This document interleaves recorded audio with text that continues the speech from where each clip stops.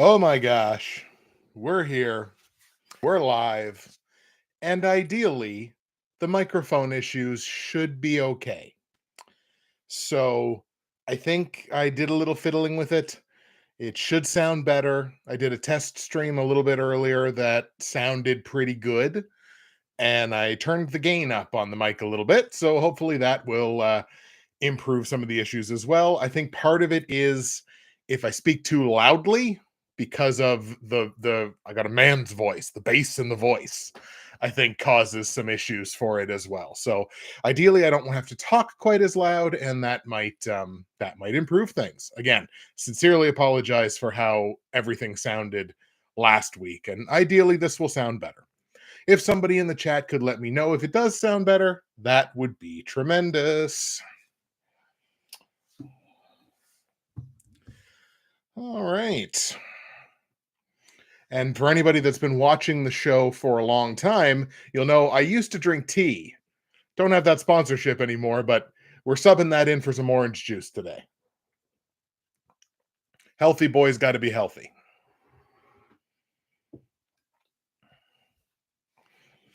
All right.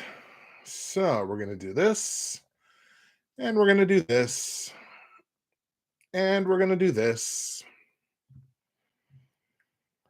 Yeah, that's great. We're going to do this like normal, even though that's pointless because it's just going to do its own thing, but at least it'll start normal. And we'll do that. Hooray and huzzah. Looks good, sound good, play good, pay good. I think that's what they say. Close to what they say. All right. We've already got some activity here in the chat before we even start. Gorian, Tampa Bay, Seattle, Kansas City money line. Let's have a better week than last week. Praying. Chad from Regina, my Eagles choked. The rest of the NFL has changed. Anything's possible. A star is not always a star. Interesting. I like that. Broken ankle. The dogs will be barking this weekend. Man, they certainly barked last week. Holy cow.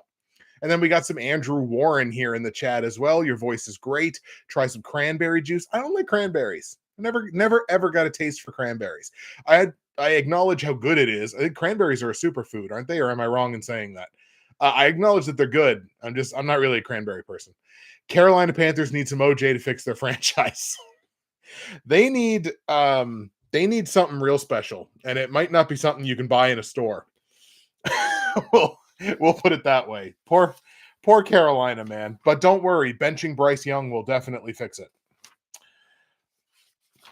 Just a little bit of sarcasm there. Just a little bit.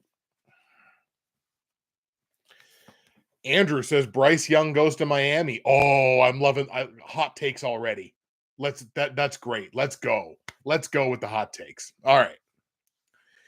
Let's get things rolling here.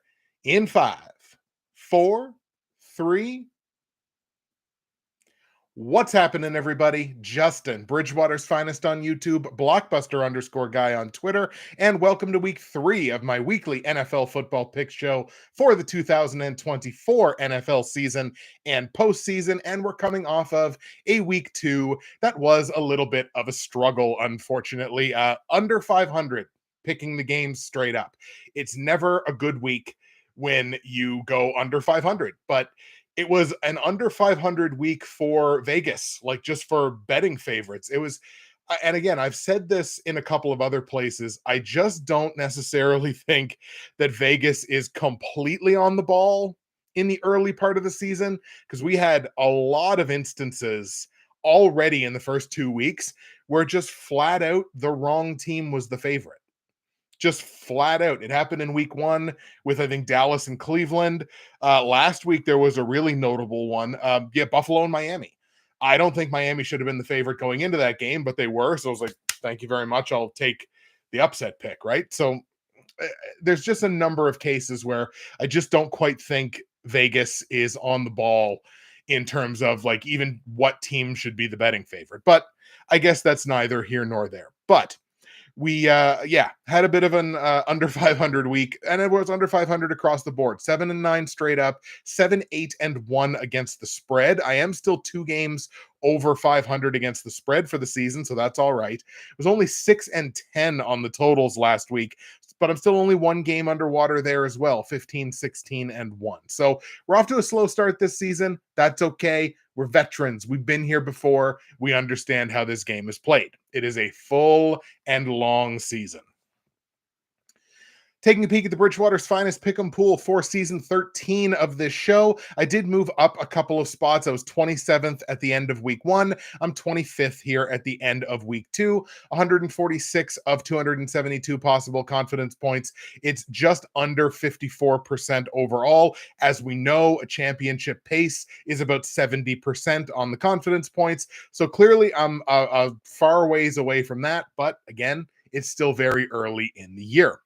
Only brought in 59 of 136 possible confidence points in week 2. That is a clip of only about 43.5%. So we definitely want to be, at least 20 percentage points higher, if not more. So, we definitely have some work to do coming off of week 2.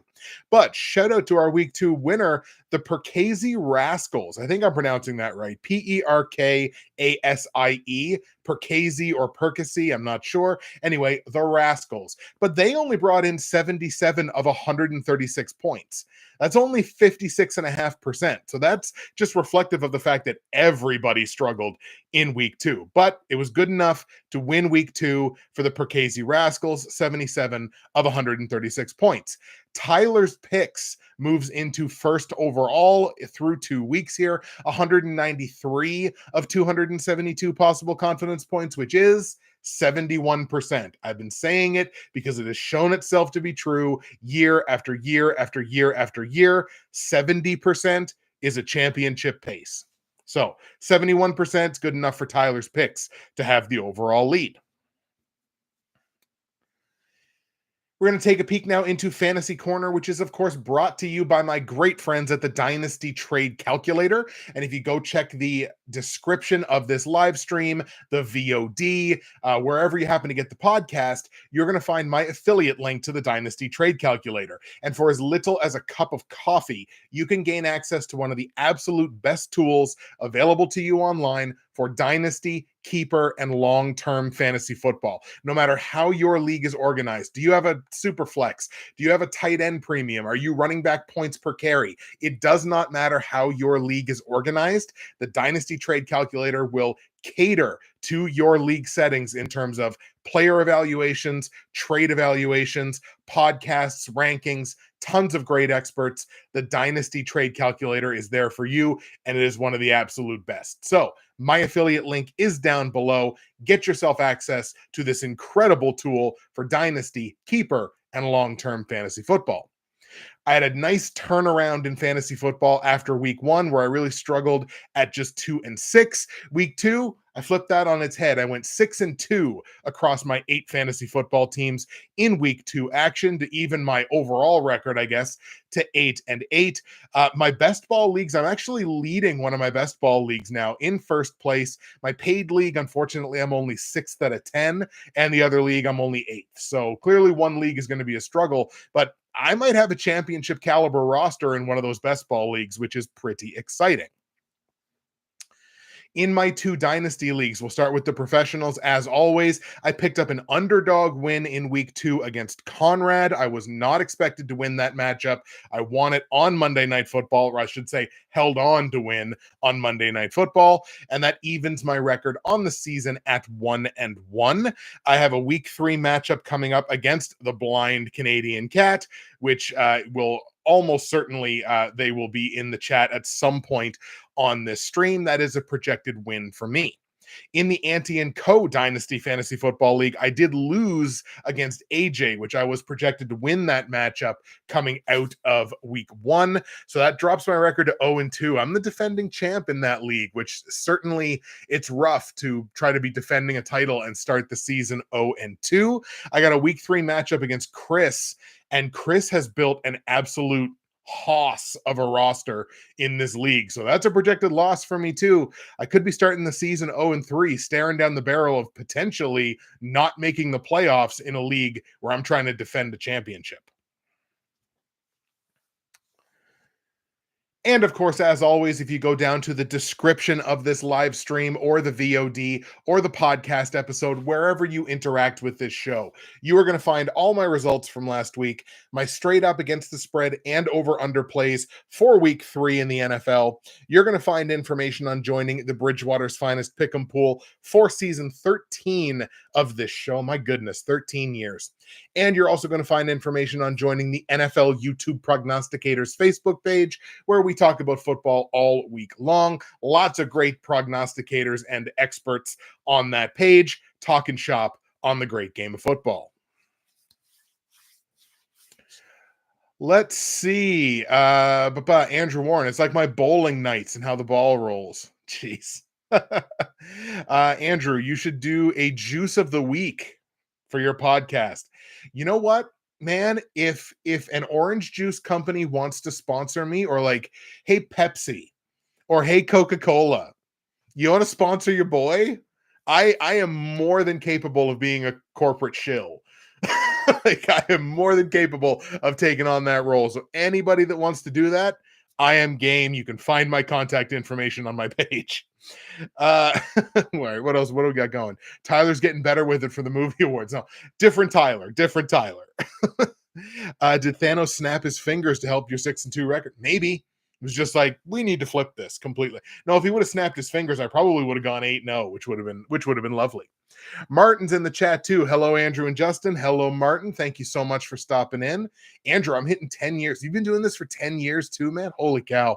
There's a lot of us in this community that like started right around the time that I started, like within a couple of years. So, man, there's been a lot of us doing this for quite some time. And Brian Stefora is in the chat as well. Elks shirt for the NFL picks. Gotta rep the CFL, the league that actually gets video review for pass interference correct. Gotta shout out the CFL at every opportunity. All right. I would say we're probably staring down the barrel of some week 3 picks. So why don't we go ahead and get that started? Before I do that, I made the point at the beginning of last week's show about how, unrealistic it is usually for teams that start the season 0-2 to make the playoffs. You obviously had 16 teams that were staring down the barrel of that last week. We've got a number of teams that are now potentially staring down the barrel of starting the season 0-3. So I wanted to take a look at those numbers as well.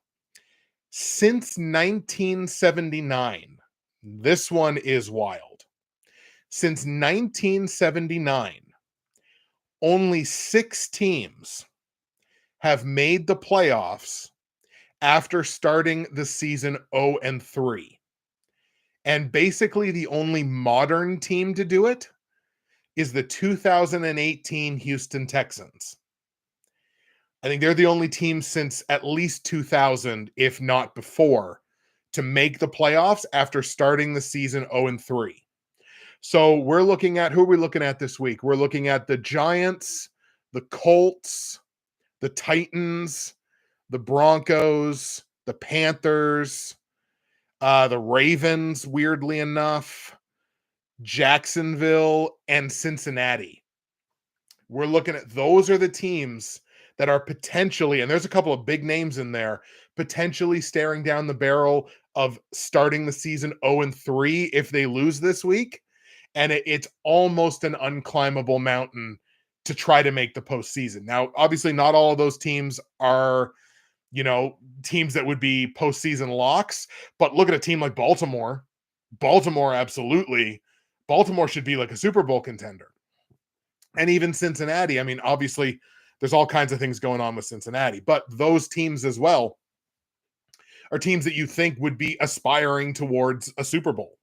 Could be just, again, if any of those teams especially start the season 0-3, it's it's nigh on impossible to climb that mountain.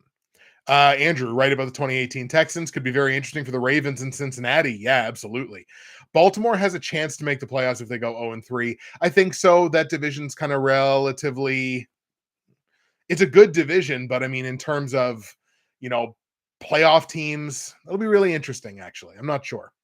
Anyway, without further ado, let's get into our picks for week 3 in the NFL. And we are obviously going to start with Thursday night football, which is the New York Jets playing host to the New England Patriots. And boy, you want to talk about a team who has surprised up to this point through the first couple of weeks. I would argue it's the New England Patriots. I don't like their offense isn't anything really to write home about. It's been average. It's been all right. I mean, they're 300 yards a game. I think is something to be lauded and celebrated. That defense, man, that defense is really good. You cannot mess with that defense. I think they're better than maybe even we were going to give them credit for coming out of the off season, and they've shown it in the first couple of weeks. They're only giving up like 16 and a half points a game. Their efficiency is really good. I think it's top 10 in the NFL. That defense is quite strong. In terms of the New York Jets, they're showing some efficiency on offense, but part of that is they've generated so few yards. They haven't generated a lot of yardage, but based on the points that they've generated, the efficiency has been fairly good. The defense has been a little bit pedestrian. They're bottom 10 in the league so far in terms of yardage they've allowed and points they've allowed. That's not the idea of what this New York Jets football team is. And between the two of them right now, if you're asking me which one of these two teams I trust more in this game, it's certainly not the one that's favored by 6 points. That's the first crazy line of the week this week is the Jets laying -6 at home. It was 6.5. It's come down to 6. The Jets laying 6 points makes absolutely no sense to me whatsoever. So like that line stunk right from the beginning. I don't even feel great about the Jets winning this game, to the point that, look, division game, I'm going to take the upset here. I'm more of a believer in the Patriots than I expected to be. Give me the New England Patriots on Thursday night football to go into New York and get the win over the Jets. Patriots, go into New York and beat the Jets. So again, Jets laying -6, one way or the other, hedge your bets on that. Take that +6 on New England. Big to like that Jets laying -6 points just does not make any sense to me whatsoever. That's laying points on hype. It's not laying points on the reality of the two teams. And I understand that like the Patriots offense is not lighting things on fire. Neither's the Jets really. So I don't know. 6 points, don't see it. Total in the game, 38.5. I do think this slightly beats this number. But like we're talking like a 21-20. Like give me a super exciting game on Thursday night. Give me like a 21-20 final. Last scoring play of the game sends it over the 38.5 point total. Patriots win. Patriots cover over the 38.5 points.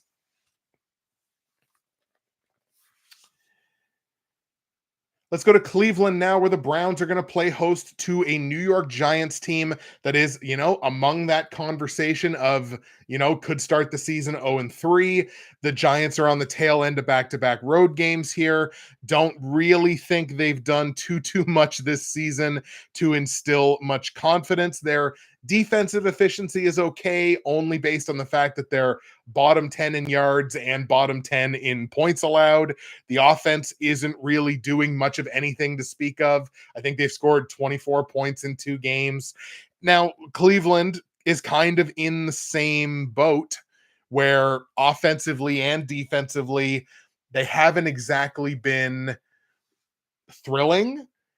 But I would say between the two of them, they've been better than the Giants. And we're at a point here where I think I'm just fading the Giants until the Giants give me a reason not to fade them, even against the team that has not met expectations to this point in the year. So give me the Cleveland Browns in this one for sure. Cleveland at home gets the win over a Giants team who, like I mentioned, is on their second straight road game. But this is another spread that to me is not a spread that's built in reality.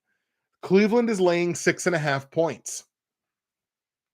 What has Cleveland done this year to justify laying 6.5 points? It doesn't make any sense to me. So I like Cleveland to win, but I'm going to hold my nose and take that plus 6.5 on the New York Giants. Dogs are barking so far this season. Against the spread, straight up, whatever, the dogs are barking. So give me those points plus 6.5 on the lowly New York Giants. Total in this game set at 38.5 points. This is a fairly decent number. I think it's right around what I would expect the number to be. I think I'm going to stay under on it because, again, like Cleveland's defense could show up and play the way that everybody kind of expects them to. So that's a possibility at the very least. Give me like a 20-16 final, something like that. Get this game over with as quick as we possibly can. Cleveland wins, but take the Giants plus the 6.5 points and an under on the 38.5 point total. Somebody want to let me know in the chat now, by the way, how the audio sounds? Are we getting that same kind of crackling that we were getting at any point during the episode last week? Or does the audio sound okay? Seemed like it sounded okay from the beginning, but I want to check in. For those of you who are watching this on the VOD, every couple of picks, I'm probably going to check in. Broken Ankle says it sounds great. Awesome. We continue.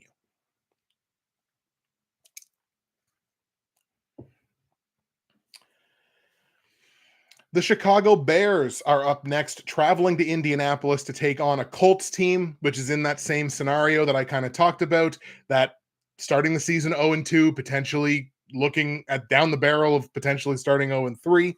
The Chicago Bears are on the tail end of back-to-back road games, as the Giants were in the previous matchup. So Chicago's been a fairly efficient offense at this point, only because their yardage has been very low.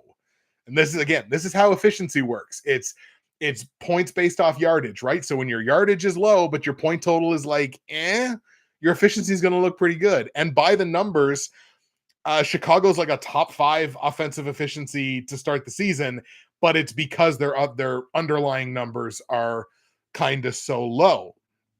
The defense has been fairly good. They've been top 10 so far in terms of yards allowed and points allowed. Definitely a strong suit for them. Indianapolis has been kind of middle of the road. They're giving up a lot of yardage. I think they've given up like 800 yards in 2 games. So they're giving up a ton. They're not really giving up the amount of points consummate to the yardage that they're giving up. So they've been kind of that bend but don't break style of defense to at least give their offense a chance. The offense just doesn't really, the offense hasn't really shown up at this point in the year. What I am going to do, I'm a little more comfortable in what the Chicago Bears are as a team than I am with the Colts. However, the Bears are not in a situation where they're sitting here going, I have to win this game. And I think the Indianapolis Colts are in that situation. They're sitting there going, I have to win this game. If I don't win this game, chances are this team that probably should go to the playoffs or should at least contend for a playoff spot, we're probably not going to.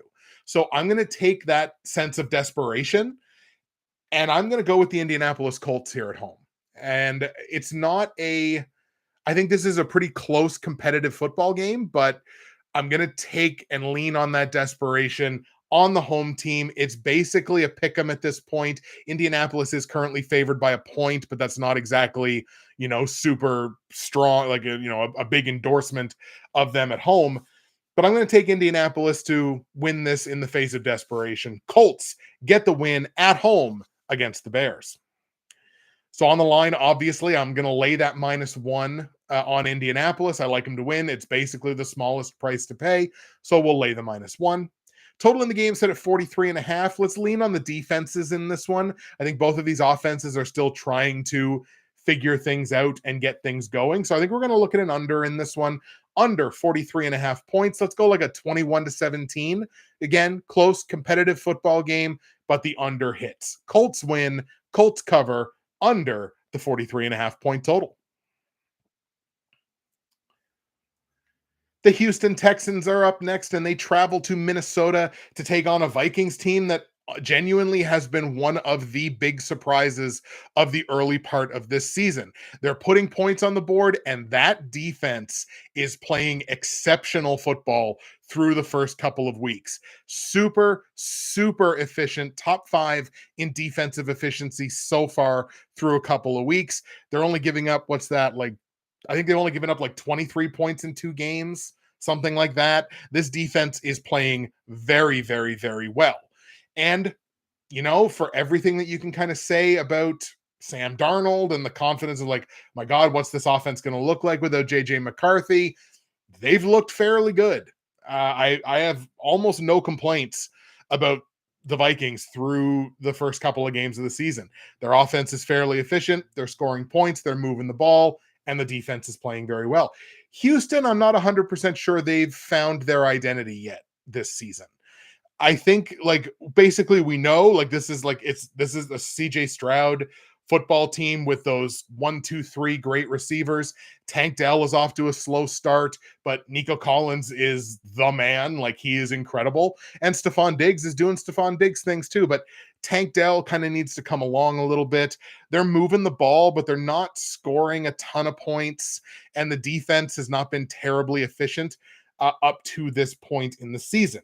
Houston is also likely going to be without Joe Mixon in this game. He's highly questionable to play with an ankle injury. That definitely limits the floor and the ceiling of this offense. Mixon's been off to a good start this season.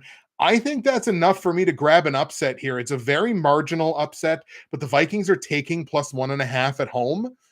I'm going to take that. I'm going to take the Vikings to win this game outright, continue their hot start this season. Vikings hosting the Texans and get the win at home. Again, a very, very marginal upset, but we're going to take the Vikings in this game. So Vikings are taking +1.5. Give me that +1.5 for sure. Like them to win the game outright. Total in the game set at 46. I think the Vikings defense holds the Texans to 20, and this number stays under the 46-point total in Houston, Minnesota. We're going to go Vikings 23, Texans 20. Vikings win, Vikings cover. Give me the under on the 46-point total. And the last game we're going to look at before we look at the Packers game, the Packers are in Tennessee this week, is a big one. It's the Philadelphia Eagles traveling to New Orleans to take on Derek Carr and the Saints, and a New Orleans team that defensively has been on fire, offensively has been on fire. And, Philly, their offense has looked good. That defense has problems, man. They're giving up a ton of yardage. They're giving up too many points. The efficiency is okay, but it's because the other two numbers are, fairly high. This is a defense that's struggling right now. And I just don't see this defense for Philadelphia necessarily containing what we've seen from the New Orleans Saints on offense. And everybody wants to say, oh, one of their games was against blah, blah, blah, blah, blah. Like, I get it. I understand. And I understand that a lot of people are going to be doubting the Saints coming into a game like this against a team that we basically know is a playoff caliber, deep playoff run caliber, potentially Super Bowl caliber type of team. I totally get that. I think this Saints team is different. Plus, you got a Philadelphia Eagles team that is going to be without A.J. Brown in this game and could be for another week or two after this. He suffered that hamstring injury, kept him out of Monday Night Football. They lost that game against Atlanta, a game that they should have won. Or at least on paper, you'd look at that and go, should have won. And even on the field, they were basically in position to do that. Didn't work out that way. This Philly team concerns me at this point. So I really like the Saints here. They're marginal favorites at home. Give me New Orleans to get the win here. Saints beat the Eagles in New Orleans. So -2.5 is what the Saints are laying here at home. I like them to win. It's a relatively small price to pay. Let's go ahead and lay the -2.5 on New Orleans. Total in the game set at 49.5. You got to believe this number is going to go over. I think Philly's going to get their points, could get something in garbage time, which moves this over the total. I feel really confident about the Saints getting over 30 in this one. I just don't have a ton of confidence in the Eagles on defense as it stands right now. So give me like a 31-24 competitive football game, winds up by just a single possession. Saints win, Saints cover the -2.5, and give me the over on the 49.5 point total, 31-24. Now, let's go back into the chat here before we move on. Time flies for Andrew Warren. Yeah, man, a decade. That's crazy. At least the CFL knows what is a pass interference call. Exactly. And again, the NFL could have had this. It's not like the technology doesn't exist, but we can all thank Al Riveron and his ego for the fact that the NFL doesn't have that. Let's see. What else do we got here? Ba-ba-ba. Joe Burrow needs some OJ. Hey, Justin, I have to run. Andrew, thank you so much for stopping in, my friend. Patriots offense needs some OJ. Everybody needs some OJ. Low total and high spread. That was on the opener, the Thursday nighter. If my Patriots win tomorrow, I'll wear my I Love Breakfast shirt for week 4. Beautiful. And BA, broken ankle, saying, I trust Anthony Richardson any day over Caleb Williams. It's so funny because we think of Anthony Richardson, I think, as a player who has more experience than he actually does. Like, he's played 6 NFL games. I know he's been in the league for 2 years, but he's played 6 games. So he's basically also going through his rookie growing pains. It's just been spread out a little bit longer. But I think as of right now, I think I'd probably tend to agree with you.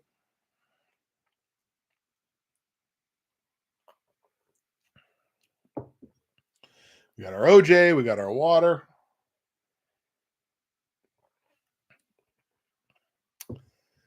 Stay hydrated, kids. All right. Let's look at that Green Bay Packers game now. The Packers in Tennessee taking on the Titans. Now, the Titans are another one of those teams staring down the barrel of potentially starting 0-3, and again, all but extinguishing their playoff hopes, which is obviously a back against the wall, gotta have it, gotta win situation. The Packers had an incredible game plan last week. Look, I didn't take Green Bay to beat Indianapolis last week, but they had an incredible game plan where basically they just said, we're just going to give the ball to Josh Jacobs 95% of the time, and good things are going to happen. Turns out they did. Now, my good friend, Tennessee Titans insider Keith Bailey, makes an excellent point that the Packers are not going to be able to do that this week. And I 100% agree. The Titans are a significantly better total defense than the Indianapolis Colts are. They're not just going to be able to hand the ball off 30 times to Josh Jacobs and expect similar results. And that I totally get. And I do think the Tennessee Titans are being undervalued as a team, mostly because of the very high profile, very big mistakes that Will Levis made in those first 2 games. And I totally get that. And I understand why that team is being undervalued. And I don't agree with how they're being undervalued. They should be valued higher than they are. In saying that, I kind of need to see Will Levis have that mistake-free or near mistake-free game before I can have the same kind of confidence in Tennessee that I had coming out of the preseason or even coming out of that first, like, the game against Chicago, they had him. They should have had him. And even week 2, they probably should have had him and didn't. I think they're better than those results. In saying that, the Green Bay Packers defense has a way of making quarterbacks make those kinds of mistakes. They got Jalen Hurts twice. They got Anthony Richardson 3 times. That's 5 interceptions in 2 games. For Will Levis to have that perfect or near perfect, near mistake-free kind of game, I don't love his prospects of doing that against this Green Bay Packers defense the way they're playing right now. So even though the game's in Tennessee and even though the Titans do have their backs against the wall, I'm taking the Packers, man. They kind of made a bit of a believer out of me last week. I think LaFleur's got the game plan or can put the game plan in place that Green Bay is going to come away with a win in this one. So let's take the Packers on the road in Tennessee to beat the Titans. So on the line, Tennessee's laying -2. I totally understand why that's the case, but I like Green Bay to win. Give me the +2 points on the Packers. Total in the game set at 38. I do believe this gets into the 40s, maybe even close to the mid 40s. So I feel like this is a fairly strong over here, over the 38-point total. Give me like a 24-20, something like that. Still think it's a competitive football game, a good football game. Malik Willis kind of coming back to play his old team. I think this is going to be a fun game. So 24-20 final for Green Bay. Packers win, Packers cover, over on the points.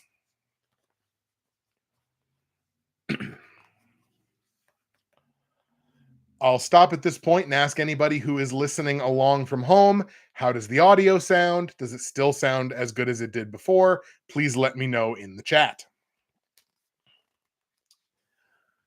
The Los Angeles Chargers are up next as they travel to Pittsburgh to take on the Steelers. And this is a battle of two teams who have been pretty darn impressive in the early part of the season here. The Chargers, the offense is moving along at a good clip. The Chargers defense. The defense has been playing exceptionally good football in these first couple of weeks here of the season. And again, you can make the argument that it's, kind of weaker opposition. I'll listen to that argument. I just don't necessarily think it tells the entire story. This is a good Chargers team, a better Chargers team than I think people gave them credit for coming out of the preseason. I can kind of say the same thing for the Steelers, and they're doing it kind of the same way. An exceptionally good defense, the defense kind of, riding games out and giving the offense the opportunity to win close games. That's the way that they've been doing this in the first couple of weeks of the season. So two teams that I think are at least somewhat like kind of relatively similar in that sense. The Chargers are coming into this on the tail end of back-to-back road games, which we definitely don't love. It's definitely a thing and has been shown to be a thing over the long term. That being said, I think you're kind of foolish to bet against the Chargers at this point. I think the Chargers have to stumble first before I'm going to lose that confidence in them. Let's take LA here. Give me the Chargers on the road in Pittsburgh to get a marginal upset win. The Steelers are laying -1.5 here as a home favorite. Give me the Chargers to win and give me the Chargers plus that 1.5. Total in the game set at 36. It's the lowest total of the week. You got to go under on it. It's two of the elite defenses from the early part of this season.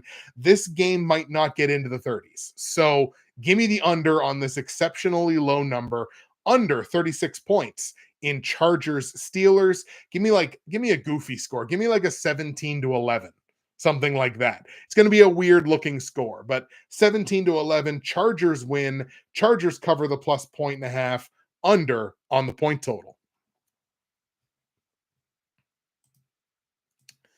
That looks like it's still going. Excellent. This should be a quick one here. The Denver Broncos on the road in Tampa Bay taking on the Tampa Bay Bucks. The Bucks, I think, are off to an excellent start this season. The offense is clicking along. The defense is giving up a lot of yardage, but man, they're the poster child of that bend but don't break mentality on defense. That is exactly what they've done the first couple of weeks. They've given up like 760 some yards or 780 some what's that? That's 760. That's 760 in total in those first two games. They've given up 36 points. Like that defense is exceptionally good in Tampa Bay, and man, can the Denver Broncos not do anything on the offensive side.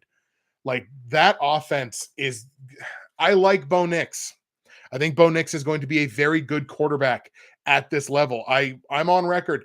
Bo Nix reminded me of Baker Mayfield coming out of college. He really did. I think if you watch him play, you look at him and go, he looks like Baker Mayfield and the way Baker Mayfield plays football. And if he can project to be Baker Mayfield, he's going to have a pretty solid NFL career. It's not happening right now. That offense is putrid. That might be, along with Carolina, that might be the worst offense in football right now. and against a very good defense in Tampa Bay, I mean, I think this is a wash. I think the Bucks are like legitimate NFC title contenders. I really, really do. Now, somebody will clip that and that'll come back to haunt me, but as it sits right now, I genuinely do. The Broncos are in that don't want to start 0-3 situation, but I don't think Tampa's going to give them much of a choice in this one. I really like the Bucks in this one at home. Tampa Bay beats Denver. On the line, the Bucks are laying -6.5 here as a pretty solid home favorite. I think they cover that number. And it's just under a touchdown. I feel pretty good about that. So let's lay the -6.5.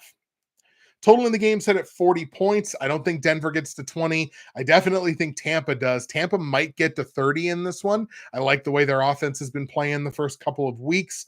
Let's go like a 27-17, something like that. We'll give them a shot here in a two-possession game. 27-17 means the over hits on the 40 points, but Bucks win and Bucks cover the -6.5.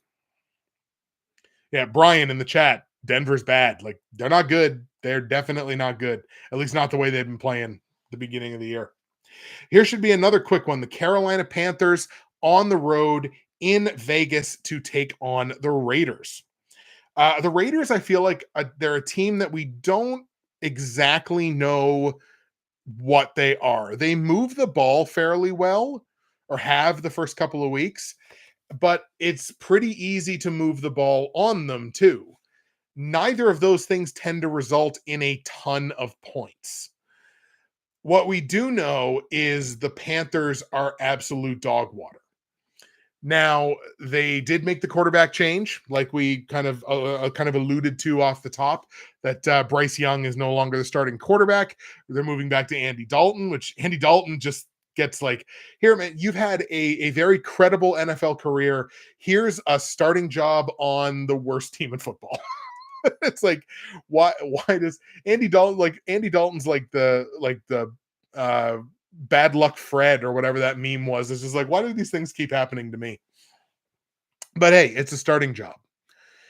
I think that definitely increases the offensive upside of the Panthers. What that can't fix is the defense. It cannot fix a defense that is giving up way too many points for the yardage that they give up. I don't think they can stop anybody. So I think Gardner Minshew and the Raiders should have no problem putting points on the board here. And if this turns into a track meet, which I don't really think it does, but if it does, give me the upside of the Raiders offense. So let's take the Raiders at home to get the win over the Panthers. On the line, the Raiders are laying -5. I don't have any problem laying those points. I really don't. Carolina needs to show me something on either side of the ball this week for me to not almost automatically lay any number that's less than a touchdown. I get with almost anybody. So I'll lay the -5. Total in the game set at 40 points, kind of like the last game. I do think this goes over somewhere into the mid 40s. Give me like a 31-13. The Raiders getting into 30 points would not shock me in the least in this game. So give me like a 31-13. Raiders win. Raiders cover comfortably, and give me the over on the points. Stop for some OJ. And before we skip ahead to look at Sunday Night Football, a reminder, we have 2 Monday Night Football games this week.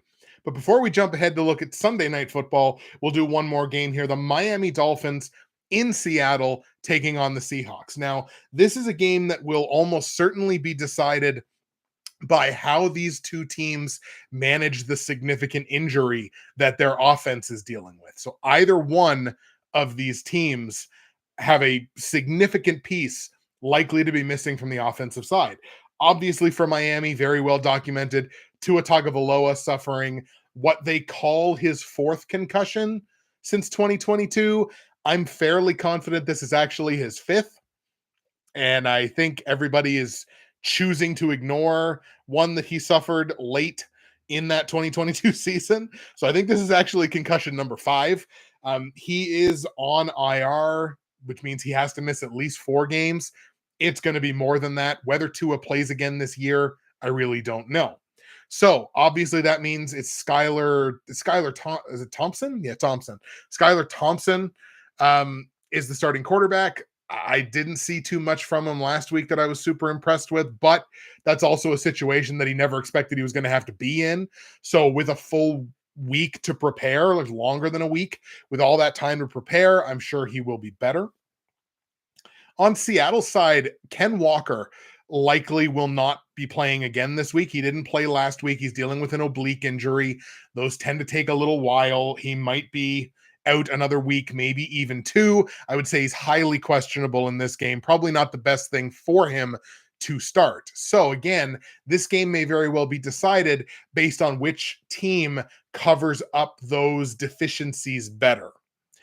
Honestly, the way that it sits right now, I have a bit more confidence in the Seahawks on both sides of the ball than I do the Miami Dolphins. I don't think the Dolphins are doing almost nothing with the yardage that they're getting. They're getting a lot of yardage, but they don't really have the finishing that you would expect for a team with the offensive superstars that they have. And defensively, their efficiency is bad. You put a lot of points on the board for not a ton of yardage against the Dolphins defense. So I just don't feel confident in them really on either side of the ball. I like the Seahawks here, and I have the Seahawks winning this. I don't want to say super comfortably, but it's by a possession, and I think it's enough to cover that -4.5 as well. Seattle's been one of these teams that's kind of been the bane of my existence against the spread so far this year, but I'm going to hold my nose one more time. Seattle wins, and I think Seattle covers the -4.5. Total in the game set at 41.5 points. I like the over in this one. I like the offensive upside of both teams, even with the missing pieces. So give me like a 26-20 final in favor of the Seahawks. Seattle wins, Seattle covers, and give me the over on the points. Let's see. Oh, Gio's in the chat. What's up, Gio? Tampa left a lot of points on the field last week. Panthers shocked the world this week. Andy just happy to be getting noticed. I mean, that's probably true. Wow, Panthers shocked the world this week, eh? This is the week. Huh. I mean, I don't see it, but I mean, that would be a heck of a story. I'm a huge Chuba Hubbard fan, so any success that the Panthers have, I can't wait to run to Twitter and attribute it to Chuba Hubbard. That's just the kind of guy I am. What's the OJ mixed with? Water? Nah, man. No pulp OJ, just straight from the bottle. Dolphins cover might win straight up. Every time a scrub starts, he wins the first game. Happens all the time. Then the team gets blown out the following week. So you're saying Dolphins win this week and then get absolutely obliterated the week after. Interesting. We got to keep an eye on that, folks. As they say, Gio knows. Let's jump ahead a little bit and look at that Sunday night football game, the Atlanta Falcons at home playing host to the Kansas City Chiefs. And obviously, we've got a notable injury in this game. That's Kansas City Chiefs running back Isaiah Pacheco, fracture in his fibula. He's having surgery on that. He's going to miss 6 weeks at minimum, probably closer to 8. And if you're looking in terms of when he's back up to 100%, I don't know, playoffs. Like, you don't just come back from that after 8 weeks and be the exact same athlete that you were. It takes some ramp up time to get back there. So I don't expect us to see like real Pacheco, Pacheco until probably the very end of the season or heading towards the playoffs. Really interesting things going on right now in the Chiefs running back room because they've got Carson Steele, they've got Samaj Pirine, and they just re-signed Kareem Hunt. So it'll be really interesting to see kind of how that running back room pans out. And I think Clyde Edwards-Helaire is still there as well. So who gets the early down work? Who gets the work on third down, passing downs? I know the way I'd do it. The way I'd do it is Kareem Hunt gets the first 2 downs because I think he has the highest ceiling as far as I'm concerned as a runner, as a back on first and second down. I think Steele comes in and gets third down work, and I think Pirine's the receiving back. That's the way that I would have this play out. The Atlanta Falcons obviously coming up with a huge win on Monday Night Football last week. What was it, 22-21 against the Eagles? A game that you could say they probably should have lost, but it doesn't matter whether they probably should have lost it or not. Fact of the matter is they won. Kirk Cousins is clearly still impacted by his injury, but feels like he's starting to figure it out. There were points in that game where I thought he looked terrible. And then as the game wore on, it's like, okay, he seems like he's kind of figuring it out. Edwards-Helaire's out with an illness. Okay, fair enough, fair enough. But he's still like kind of part of that rotation. He might not be playing this week, but he's still like kind of factoring in there somewhere once he's back. It'll be really interesting to see how that winds up shaking out. I mean, the Chiefs are objectively the better football team here. I like things that the Atlanta Falcons have done and what I think they're capable of doing. I think the Falcons defense is underrated. I think this is a low scoring game. So, I mean, not to spoil the anime here, but I am taking the under on the points. I find it difficult to see a path for Atlanta winning this game. Then again, I probably could have said the same thing last week, and they wound up doing just that. So, these things tend to happen. Maybe the Falcons are just this year's cardiac kids, but as of right now, I'm going to take the Chiefs and Mahomes in prime time. Kansas City on the road gets the win over Atlanta.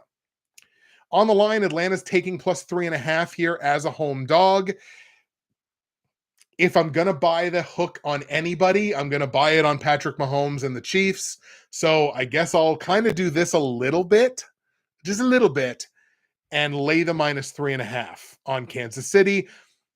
I'm willing to be wrong about this, but the Chiefs are scoring well above the yardage that they're putting out. They're not putting out the yardage that they have in years past, but the points on the board, which is really what matters, is still there, and it's still a pretty efficient defense as well.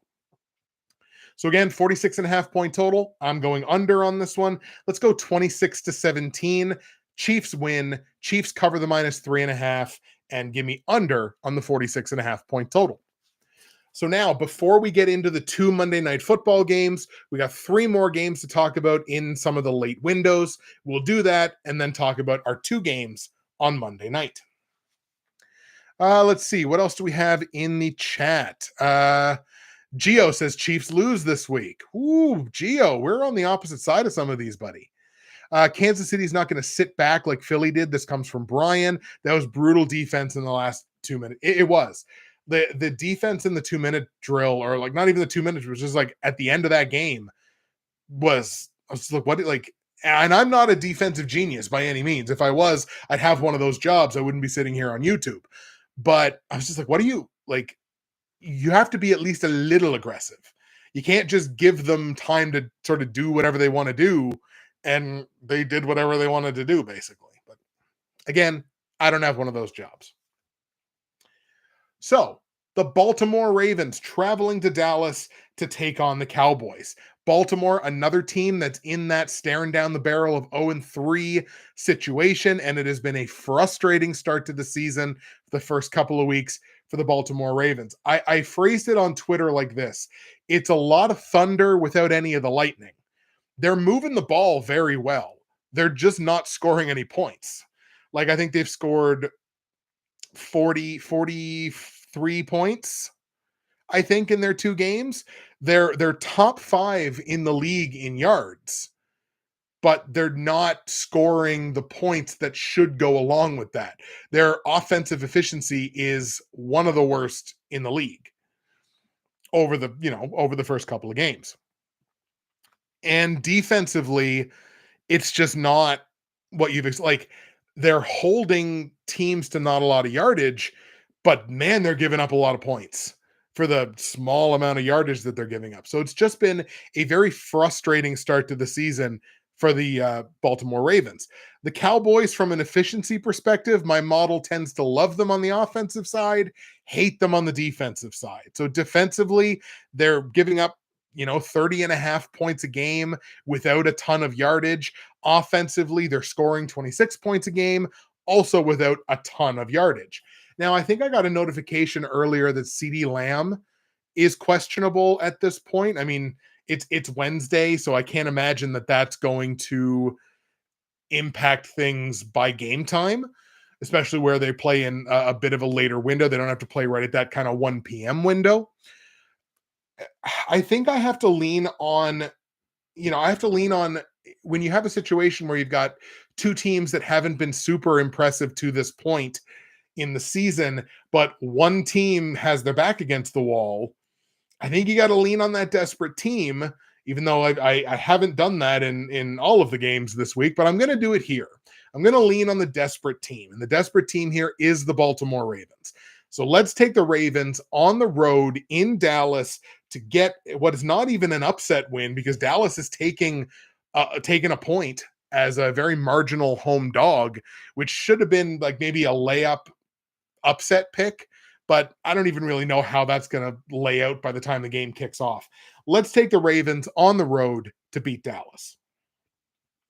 So as of right now, that's me laying -1 point on the Baltimore Ravens on the road. Total in this game, 48.5. I do think this is where both offenses kind of come to play a little bit more. Give me the over on this one. Not a huge over, but over 48.5 for sure. I like this game to get into the 50s. Give me like a 28-24.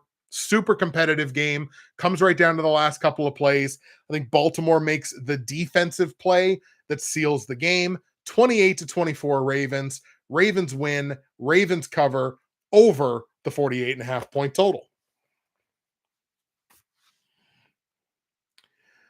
Up next, a battle of the walking wounded, the San Francisco 49ers in Los Angeles taking on the Rams. Now, the Niners are on the tail end of back-to-back road games here, and a team that I don't know that we have a great idea of exactly what they are right now. I think this team is good.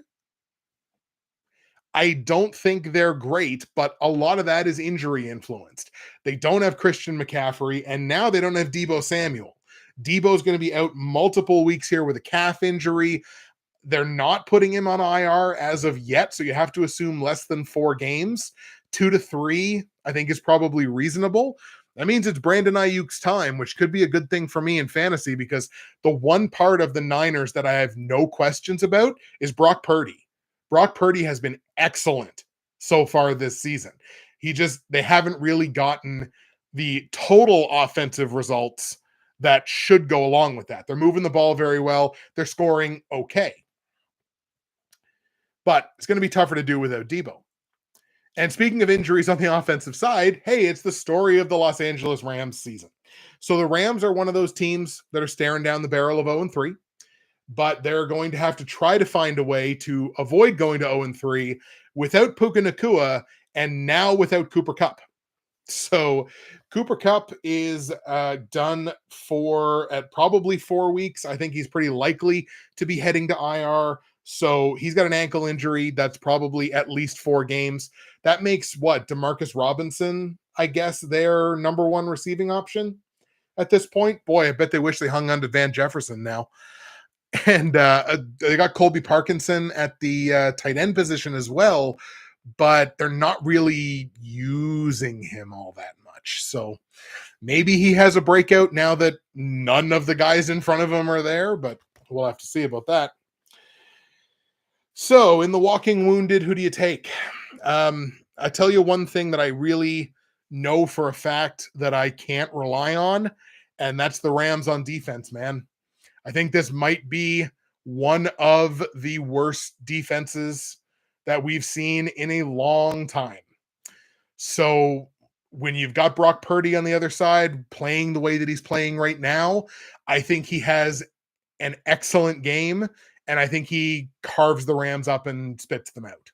So give me the Niners, and give me the Niners fairly big in this game as well. Niners on the road in Los Angeles get the win over the Rams. I want to answer this question very quickly because it's a name I don't think I've seen before. Quinn Lenardi asking Mahomes or Burrow rest of season. I have to assume you mean in fantasy.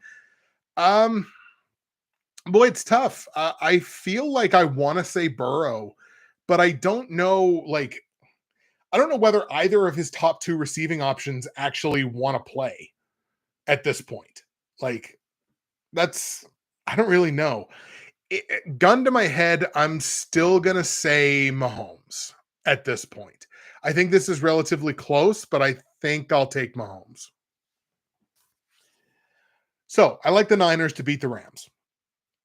On the line, the Niners are laying -7.5 on the road in a division game. And boy, oh boy, do I ever want to take it. I really do. I really want to. I really, really want to. But that's me talking myself into a play, which usually doesn't tend to end well. So we're going to lean on some old advice and we're going to take that 7.5 points plus 7.5 on the Rams. Normally, like this game could legitimately be 45-10. This game could look like Saints and Panthers from week 1. It could. Or even Rams and Cardinals from literally last week. But I don't know. I just can't. I can't lay 7.5 points. If the game was in San Francisco, sure, I'd probably lay anything under 10. But on the road, can't do it. So give me the plus 7.5 on the Rams, even though it is kind of gross. Total in the game set at 44.5 points. I like the over here. I do think it gets to, a high 40. So give me the over on the 44.5 points. We are going to go on this one. Let's have them barely cover this. Let's go like 28-21. So Niners win. Rams cover with the half-point hook over on the 44.5 point total. Let's do that. Miles Flink in the chat says Colts. I think they win. I like that. Now we've got the Detroit Lions on the road in Arizona taking on the Cards, and this is the last game before we look at the two games on Monday night. Two teams here that I think we're still waiting to kind of get the full picture on what they are this season. I'm not a huge fan of the way the Cards have played on the defensive side of the ball. Offensively, man, this offense looks great. They have done some awesome things in the first couple of weeks. Kyler Murray is on point. The run game is producing. Like this offense has looked good for the most part. When you look at the Lions, I love their roster. I love their coaching staff. I think this is a team that's going to find a lot of success this year, but I'm not crazy thrilled with what they've shown me in the first couple of weeks. Now, I had somebody in my chat last week that was trying to tell me that the Lions are the best team in the league. At this point, I don't think anybody objectively can buy that other than Lions fans. If you want to buy it, I get it. I don't even think the Lions are the best team in this game. Give me the Arizona Cardinals outright in Arizona in this game. They're a 3-point dog at home, and I think right now they're the objectively better football team. Just with what we've seen in the first couple of weeks of the season. Maybe Detroit is still trying to have everything kind of gel together. Amon-Ra St. Brown seems like he's kind of limited. He may not be at 100%, and he's a huge weapon for them. I really like the Arizona Cardinals this week. So give me the Cards to win this game outright. Give me the Cards +3 against the spread. Total in this game is definitely going over that 51.5 point total. So definitely give me over on the 51.5. We're going to go like 30-26, something like that. Very competitive football game, super exciting, lots of points. This is the game you want to show a casual fan who just likes to see a lot of scoring. Be like, boy, do I have the game for you. Arizona and Detroit in Arizona. That's the game to watch for sure.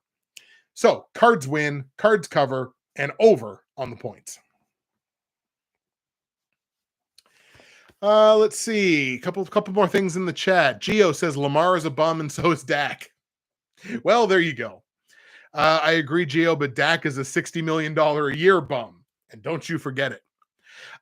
Geo, take the Rams and the points. Always take home division dogs. Don't even think it over. Just take the home division dogs ATS all the time. It's the single best bet you can make in the NFL.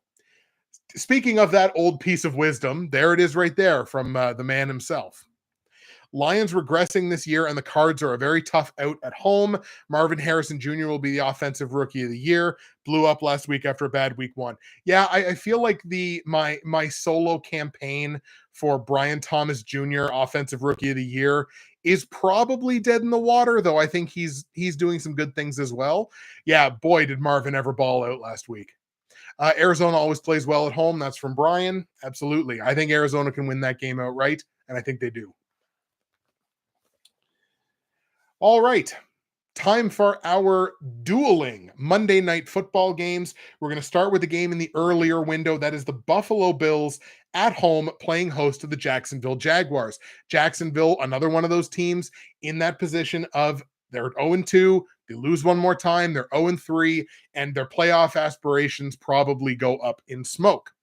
Jacksonville, I kind of like my model at the very least, kind of likes the way they've been playing on defense over the first couple of weeks. That could be a reflection of opposition as well, but I think the defense has played some fairly solid football. Offensively, they're really struggling. They're not scoring points. I think they scored 30 points in the two games. They're getting a little less than 300 yards a game. I just don't love what I'm seeing on the offensive side. I feel like Trevor Lawrence has somewhat regressed, and I get that they had moving pieces. They got, pieces that left in free agency, new pieces that came in, so they could still be trying to gel there. I would love this. I think I would love this as an upset if the game was in Jacksonville. Home dog, probably backs against the wall, gotta win, or else you're 0-3 and probably not going to the playoffs. If this game was in Jacksonville, I'd feel more confident about it. But I think the Buffalo Bills are probably equipped to get this job done. Their offense has been really efficient so far in the early part of the season. Their defense, they're only giving up 19 points a game, which is in the top 10 of the league so far. So let's go ahead and lean on the home favorites here, the Buffalo Bills. Let's take Buffalo to get the win over Jacksonville. Now, Gio just said in the chat that Buffalo line is very fishy, 702 call possibility. So right now I have the Bills laying -5. So 5 is a really weird number because you got to buy a lot of extra hook, but it's not a full touchdown. So it's not like an absolute layup. So I agree with you, Gio. The line's kind of fishy, sort of the same as like Raiders -5 or Seahawks -4.5. Like it's just a really interesting line in there. Ultimately, I do think this is probably a 2-possession game. So I think I'm going to have to go ahead and lay that -5, but I agree the line smells a little weird. As of right now, I'm going to go ahead and lay that -5. Total in the game set at 45.5 points. I think I have to stick under on this one. I think Buffalo's defense probably keeps Jacksonville to only a couple of scores, and I don't think this hits a mid-40. So we're going to go under the 45.5 point total. We're going to go like 27-14, something like that. Solid 2-possession win for the Bills. Bills win, Bills cover, and under the 45.5 point total. Broken Ankle in the chat asks a good question. Any idea why there are 2 games and they overlap over each other? I'm assuming that just has something to do with TV deals. I know like they like to do that early in the season. They used to always do it on like week 1 or week 2. They would have 2 Monday Night Football games.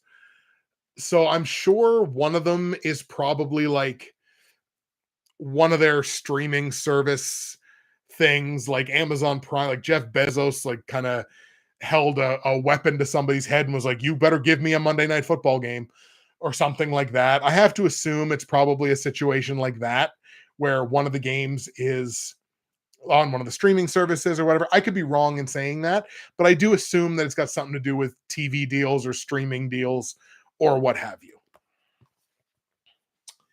The last game of the week is the Washington Commanders in Cincinnati taking on the Bengals. Now, Washington on the offensive side and on the defensive side, my model doesn't love them on either side. The efficiency model, not big fans. They're bottom 10 in offensive efficiency and in defensive efficiency. Washington has moved the ball very well. Credit to Jaden Daniels at the quarterback position, who has started the season fairly strong. They're still only putting up about 20 points a game, less than what they should be putting up for the amount of yardage that they have.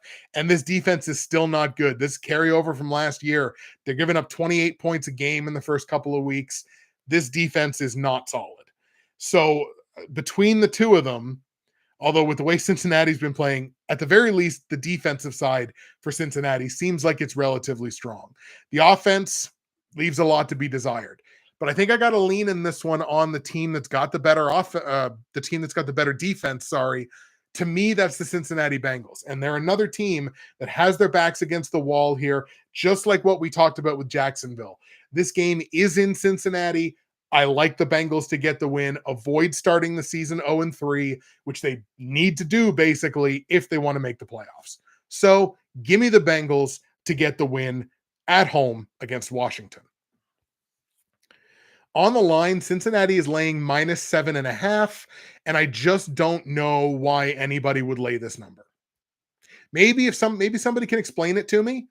I don't know why anybody would lay this number. I really don't. Not with the way Cincinnati's been playing the first couple of weeks. As far as I'm concerned, you have to earn the right to be a heavy favorite. And this is like, well, theoretically, they should be this heavy favorite. It's not based in the reality of the first couple of weeks of the season. I think this is another line where Vegas is completely out to lunch. Give me the +7.5 points on the Washington Commanders. Total in the game set at 47. I think this is a pretty good number. I think this is right about where this number should be, but I think I'm going to stick marginally under on this one. I think it gets to about maybe 45. It's going to be close. Like I say, it's a pretty darn good number. Give me like a 24-21 final. Cincinnati wins, maybe on an Evan McPherson field goal to win the game. Bengals win, but Commanders cover, and give me the under on the points.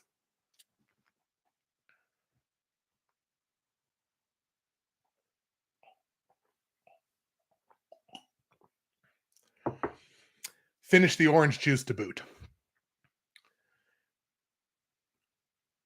That's the week 3 show for you, folks. Those are the picks. Thank you so much for joining me once again for week 3 of my 2024 NFL Pick Show. That's it for me, Justin, Bridgewater's Finest on YouTube, Blockbuster_guy on Twitter, and we will see you again for week number 4.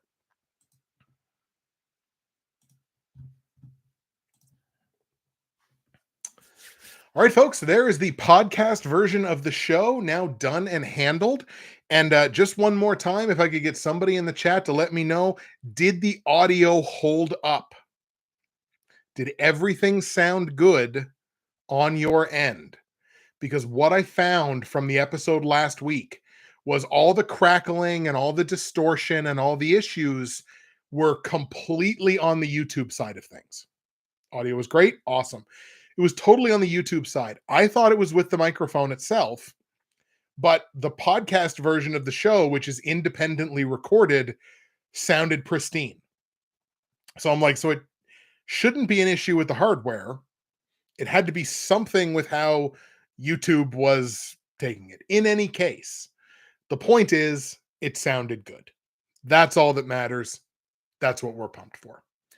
So let's see. Like the picks, riding your coattails this week, Brian. I appreciate that, my friend. Thank you so much. What was a pick in there that you absolutely do not agree with? Is there anything in there that you were like, man, this sounds awfully fishy. This sounds terrible. What are you doing? Why are you picking this? Is there something in there that was just like egregious to somebody? I always like having this conversation at the end. It's like, what did you love and what did you hate? But like, what was a pick in there that you absolutely could not wrap your head around? There has to be one. Somebody's got to have something. Maybe they don't. Vikings. Let's go Houston. Fair enough. I mean, I think on paper, the Texans are definitely the better team on paper. I've just been, again, very impressed with the start to the Vikings season. That one I can definitely get. And I think what was my final there? What was my final score there? 23-20. So I mean that's one of those games that can definitely go in either direction. Andrew likes that you took the Patriots, but I say Jets, Jets, Jets. You tweet that to Gary Vaynerchuk. He'll be very happy to hear that. One day that man is going to own the Jets. And yeah, that's I mean division game. That one's going to be tough. Saints over Eagles will be a good game as well. I have to think the Eagles come out.